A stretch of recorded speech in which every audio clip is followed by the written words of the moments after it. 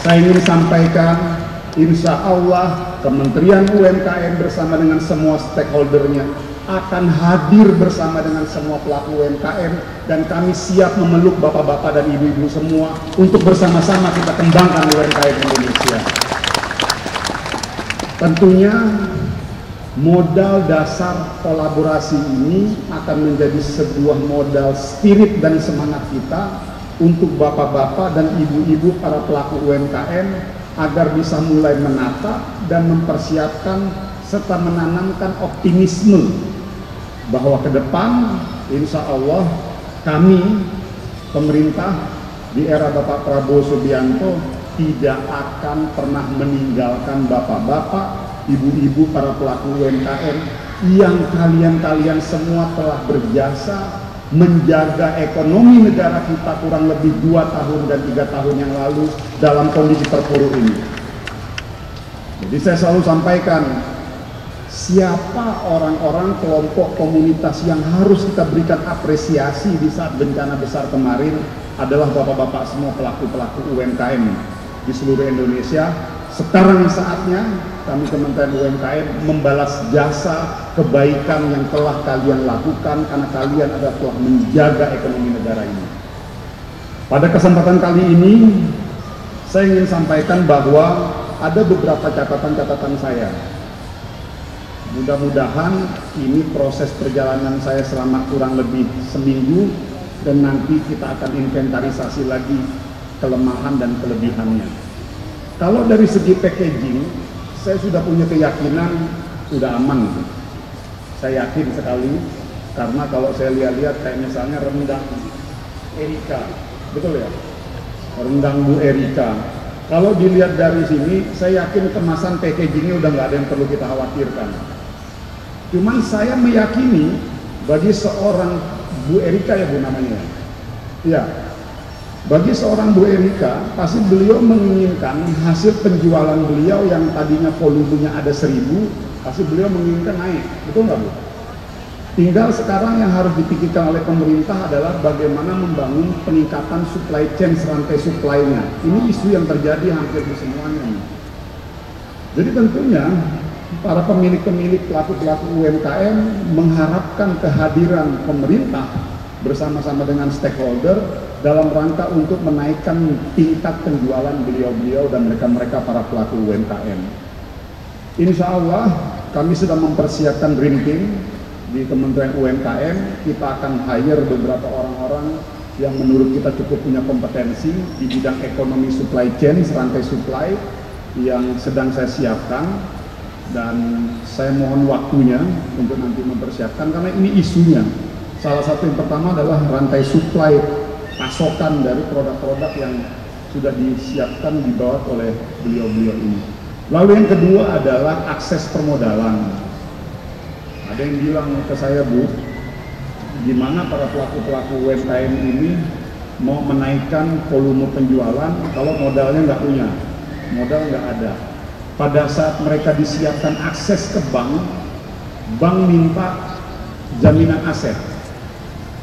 Langsung saya bercandain, macam mana pelaku-pelaku UMKM ini mau menyiapkan modal aset-asetnya? Mungkin mereka kan hidup dengan segala ketercukupan. Lalu kita tambahkan lagi dengan harus menjaminkan aset dan lain sebagainya, tentunya cukup sulit dan berat. Itulah pentingnya tadi program-program Bapak Asuh, dan yang tadi ini insya Allah saya akan sampaikan pada kesempatan kali ini. Kebetulan di Kementerian UMKM sedang membangun komunikasi penjajakan dengan Kementerian Keuangan, Kementerian Koordinator Perekonomian, untuk mulai mengkaji kebijakan inovatif kredit scoring. Artinya apa? Untuk teman-teman pelaku UMKM ke depan tidak sekedar dilihat dari kepemilikan aset saja, tapi kita akan melihat dari track record perjalanan mereka dalam konteks produksi barang dan track record penjualan, kedisiplinan, karakter si pemiliknya, dan lain sebagainya. Artinya kepemilikan aset tidak hanya menjadi satu-satunya.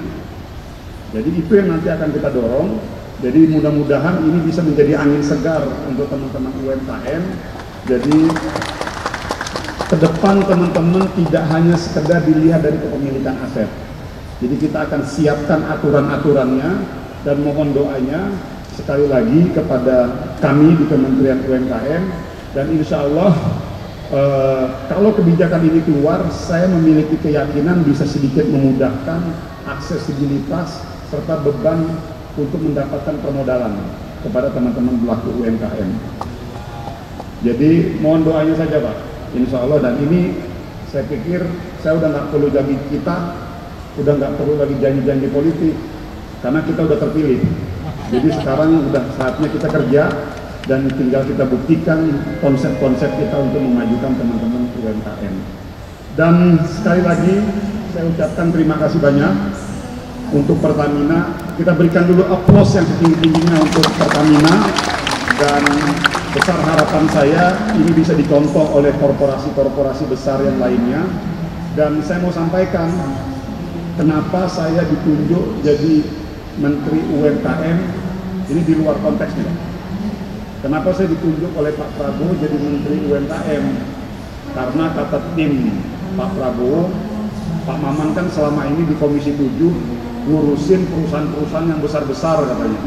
Perusahaan-perusahaan pertambangan, perusahaan-perusahaan migas, perusahaan-perusahaan industri renewable energy, dan beberapa perusahaan-perusahaan pelaku-pelaku industri otomotif dan lain sebagainya. Nah, saatnya nanti Pak Maman sebagai Menteri UMKM, tolong itu teman-teman perusahaan-perusahaan yang besar-besar kita tarik ikut mereka berkontribusi untuk memajukan sektor UMKM kita yang ada di bawah.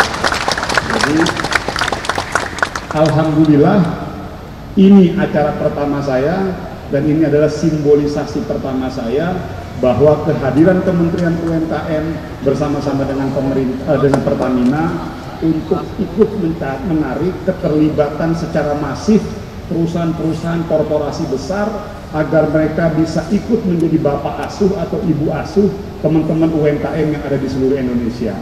Itu saja yang bisa saya sampaikan. Terus optimis. Yang terakhir saya sampaikan buat bapak dan ibu-ibu. Di sini mana nih yang pelaku UMKM-nya nih? Tunjuk tangan. Ibu-ibu, bapak. Oke.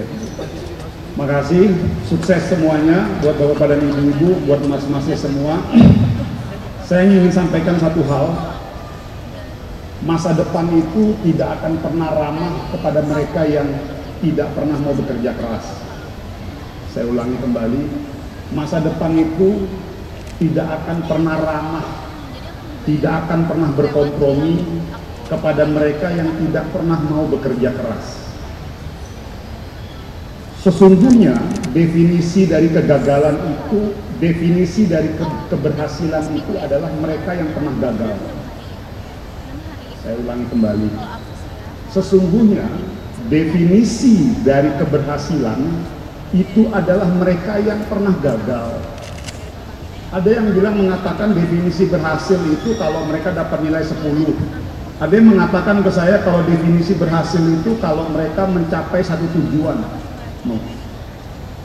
Pada kesempatan hari ini saya ingin sampaikan definisi dari berhasil itu adalah karena kita semua, bapak-bapak, ibu-ibu, pelaku-pelaku UMKM yang ada di sini, karena kalian pernah gagal. Jadi beruntunglah kita kalau kita pernah gagal. Artinya apa? Allah Subhanahu wa Ta'ala sedang mempersiapkan kita untuk bisa menjadi orang yang berhasil. Maka dari itu terus semangat, jangan pernah pesimis, jangan pernah pantang menyerah. Insya Allah pemerintahan Bapak Prabowo Subianto bersama-sama melalui Kementerian UMKM-nya akan hadir bersama-sama dengan bapak-bapak ibu-ibu untuk mewujudkan mimpi-mimpi besar kalian semua, untuk menuju mimpi-mimpi besar kalian semua, berhasil di bidang sektor kalian semua. Insya Allah, terima kasih banyak.